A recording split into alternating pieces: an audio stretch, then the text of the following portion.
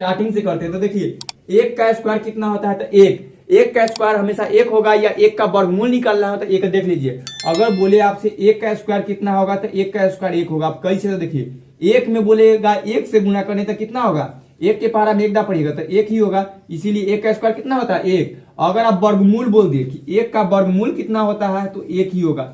जिस तरह इसका कि इसको भी गुणनखंड करने तो एक गुने एक करके तोड़िए, रूट अंदर इसके जो रूट में से निकलता है तो एक हो जाता है। तो याद रखिएगा कैसे, ये ऐसे हो गया ऐसे। और देख लीजिए अगर दो का स्क्वायर पूछ दे तो कितना होगा, तो दो के, तो ये बहुत इजी जान के दो का स्क्वायर पूछ रहा है, यानी क्या बोल रहा है, दो में दो से गुना करने के लिए इसी तरह बनता है हमेशा, तो 4 होगा। ठीक, तीन का कितना होगा था 9, तीन में 3 से गुना करेंगे तो 9, तो 3 का कितना होगा, बहुत इजी है। और यहाँ 10 तक के और 20 तक के तो इसी याद हो जाएगा आपको, लेकिन उसके 12 देखे।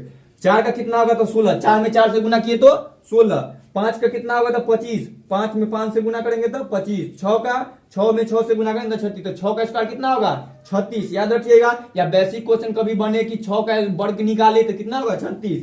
और 7 का स्क्वायर 49, 4 पर 9 49। 8 का स्क्वायर 64, 8 64 होता है, तो याद रखिएगा, यानी 8 में 8 से गुना किए हैं। 9 का स्क्वायर 9 9 81, नाना फर लो फांसी, याद रखिएगा इसको 81 होता है। ठीक, 9 का स्क्वायर कितना 81, यानी 9 में 9 से गुना करेंगे तो 81 आता है, जो 9 9 81 होता है। अब 10 का स्क्वायर कितना होगा, था 100, यानी अगर आपको 10 को 10 टकिया दे देंगे तो कितना रुपया हो गया 100 रुपया, यानी 10 में 10 से गुना कीजिएगा तो कितना होगा 100, यानी इसीलिए 10 का स्क्वायर कितना होगा 100। आ जाइए 11 का स्क्वायर, आपसे पूछ रहा है कि 11 का स्क्वायर कितने, अगर आपको 11 को 11 मिल जाए तो कितना होगा 121, यानी 11 में 11 से गुना कीजिएगा तो 121 होगा। या ऐसे अब ध्यान दीजिए 11 का दहाई होता है, 11 में 10 से गुना करिए 11 कहता है 110, एक और 11 जोड़ लीजिए 200, 121 पूरी गया। तो याद रखिएगा 12 का स्क्वायर होता है 144, तो याद रखिए ये बहुत इंपॉर्टेंट है याद करने वाला। इसके अलावा आपका कोई ट्रिक भी बनने में बहुत मुश्किल हो जाता है, वर्गमूल वाला ऐसे सब कुछ हो जाएगा। ठीक, तो 144। 13 का याद रखिए, 13 का कितना होता है 169, 169। और हमेशा देखिए 14 का स्क्वायर कितना होता है, तो 196, 196। 15 का स्क्वायर कितना आता है 225। 16 का कितना होगा तो 256। बहुत इजी है, और इसका यूज बार बार अभी करेंगे तो इसी आपको याद हो जाएगा। इतना बार आप बहुत सारा क्वेश्चन करवा देंगे कि याद हो जाएगा। तो 16 का स्क्वायर कितना होगा 256। 17 का स्क्वायर 289, तो 17 का स्क्वायर कितना होगा याद रखिए 289, 2 8 9। 18 का स्क्वायर 324, बहुत कॉमन है, बहुत यूज आएगा। 17 का स्क्वायर 324, आ जाइए 17 नहीं 18 का स्क्वायर, सॉरी 18 का स्क्वायर कितना होता है 324।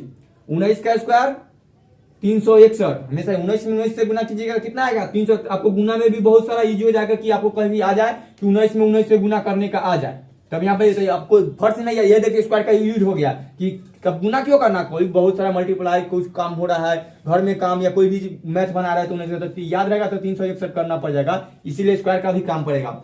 20 का देखिए 20 का स्क्वायर कितना होता है 400, एगो जीरो के 2 जीरो बन जाएगा कि ऐसी डबल होता है, और 2 का 2 स्क्वायर 4 होता है, तो जीरो वाला के इसी कर लीजिए, बहुत आसान होता है जीरो वाला, हमेशा याद रखिए। आप देखिए 21 का स्क्वायर किसका पूछ रहा है 21 का, एक लास्ट में तो ये एक के होगा लास्ट में, तो 21 का कितना होगा 441, तो याद रखिएगा 21 का स्क्वायर कितना होता है 441। 22 का स्क्वायर कितना होता है तो 484, बहुत इजी है, सब 4 4 बीच वाला। वैसे अगर आपको 11 में 11 से गुना करने के लिए मिले, या मतलब कि जितना सेम वाला नंबर है कि अगर 11 में कहे 11 से गुना करने के लिए तो सेम रख दो, एगो दूगो के जोड़ दो, हो गया ना। उसी तरह देखिए 22 के बोले हैं तो 2 गो इधर 2 इधर रखा, 2 दूना 4 का 8 कर दो, एक दोनों के गुना का 2 2 4 हो गया, इधरो 4 हो गया, एक दोनों के 4 दूना 8 हो गया, सही है ना। हाँ बस कितना इजी है। अब देखिए अब 23 का लगा देंगे 529 होता है, तो 23 का स्क्वायर कितना होता है 529।